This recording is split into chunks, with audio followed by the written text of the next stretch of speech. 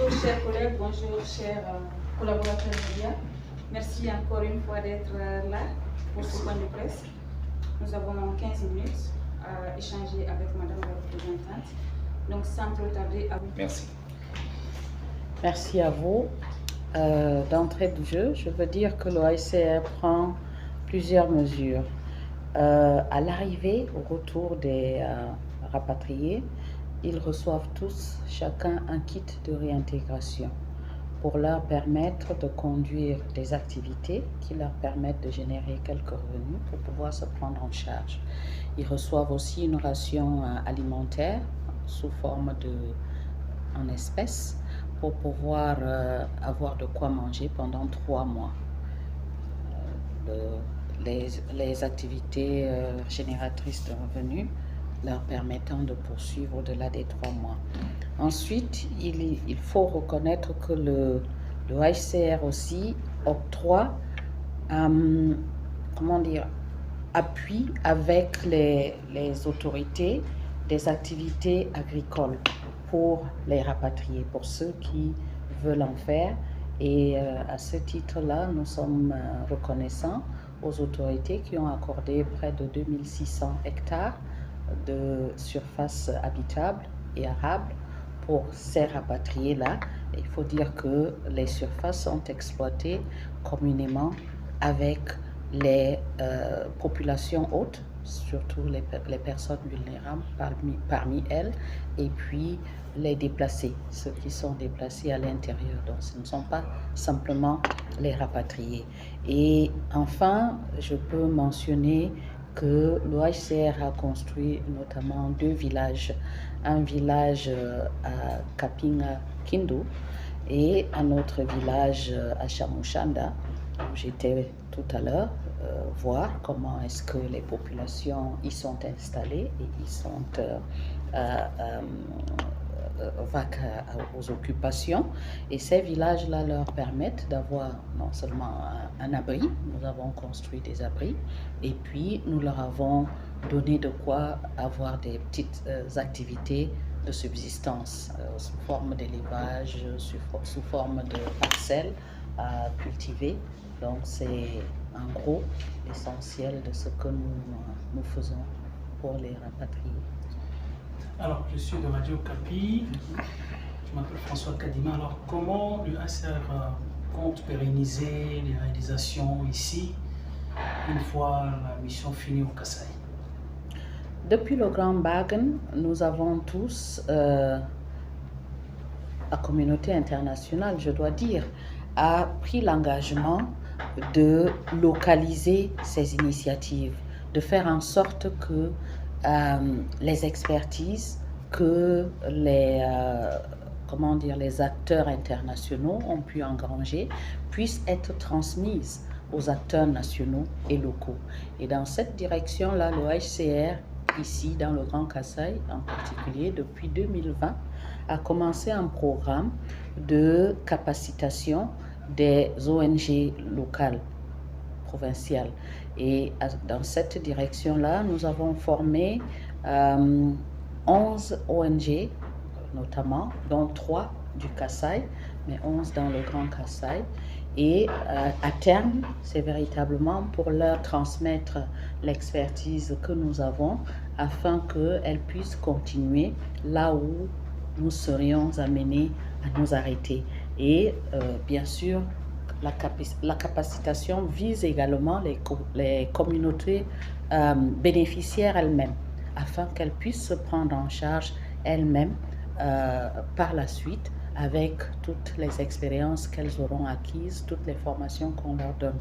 Et ainsi, elles peuvent continuer, pas nécessairement avec nous. Je vous remercie. Madame Angèle Dikoye, à Tangana, représentante d'IHR, une fois de plus, bonjour. Moi, je suis Lydia Forba, journaliste à la radio Les Ondes du Progrès. Si vous le permettez. Technique, qui est un comité interministériel dans le ministère de la Justice, etc., pour qu'il y ait donc un plan d'action pour combattre l'apatrisie. la résultante de cet atelier-là a été l'articulation d'un plan d'action pour combattre l'apatridie. Et nous pouvons dire que dans cette direction-là, il y a eu plusieurs avancées qui ont été constatées. Il y a eu notamment un soutien pour pas des audiences foraines, mais des certificats de naissance, pour la délivrance d'actes de naissance. Oui, il y a eu un soutien parce que vous savez que l'apatridie vient de ce que l'on n'a pas un lien formel avec un État national. Et donc, cela commence avec la délivrance, l'enregistrement systématique des enfants à la naissance. Donc, pour cela, le gouvernement, les autorités ici avaient promis de faciliter l'enregistrement ou la délivrance de certificats de naissance à une centaine de milliers d'enfants, 100 000 enfants. À ce jour, nous sommes ravis de voir qu'il y a déjà environ 50 000 des enfants qui ont été enregistrés et qui ont reçu des actes de naissance. Et donc, le processus est bien en cours. Merci. Bon, madame, je suis Daïda Capella, journaliste à la RTNC. Nous voulons savoir les progrès majeurs que les HCR a réalisés dans la région du Grand Kasaï et les Kasaï concernant les VBG. Merci, entendu. Il y a eu beaucoup de projets, beaucoup de progrès. D'abord, il y a eu un grand atelier qui a permis véritablement, je peux dire, de vulgariser la chose qui concerne les violences basées sur le genre. Parce qu'avant, c'était un peu tabou. Et puis, nous le savons, hein, en Afrique et dans le Grand Kasaï, ce n'est pas une exception. Les VBG, c'est traité un peu d'une manière à part. Mais avec cet atelier-là, cela a permis de reconnaître que les VBG constituent un problème majeur de protection pour les femmes notamment. Et suite à cela, il a été reconnu que différents acteurs allaient mutualiser leurs efforts pour pouvoir combattre donc les VBG. Au plan légal, il y a eu l'articulation de 3 édits notamment pour pouvoir combattre donc les VBG, un édit notamment qui concerne l'abolition des coutumes qui sont avilissantes pour les femmes dans le Kasaï. Et ces édits-là ont été adoptés et promulgués. Cela nous donne un cadre légal qui est propice pour combattre les VBG. Il y a aussi eu l'organisation d'audiences foraines, ce que je mentionnais tantôt, pour que justement ceux-là qui sont soupçonnés d'avoir commis des violences basées sur le genre soient traduits en justice. Et ces audiences-là ont donné jusqu'à présent presque 130 jugements qui ont été prononcés contre les auteurs de ces violences-là. Et la lutte continue pour nous, c'est qu'il faut que cela devienne cela fasse partie du quotidien de tout un chacun et que chaque acteur à son niveau puisse participer à lutter contre les violences basées sur le genre.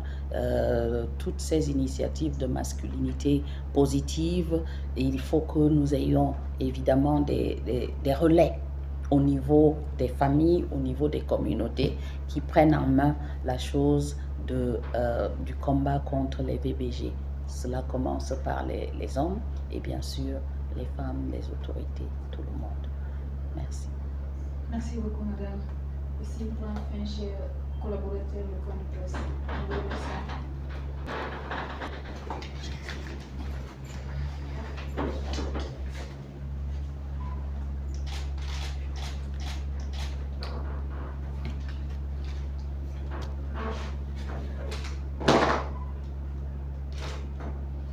Merci. Merci beaucoup. S'il vous plaît, chers collègues, on peut être debout à côté de madame.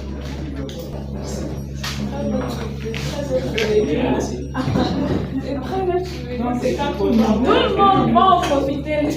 Je vois qu'il y a une photo de C'est ça. payant, malheureusement. C'est payant. C'est payant? Non, en interne. Madame Clarisse, c'est en interne. Non, il n'y a pas de petit Voilà. Non, vous restez là. C'est bon. Next person.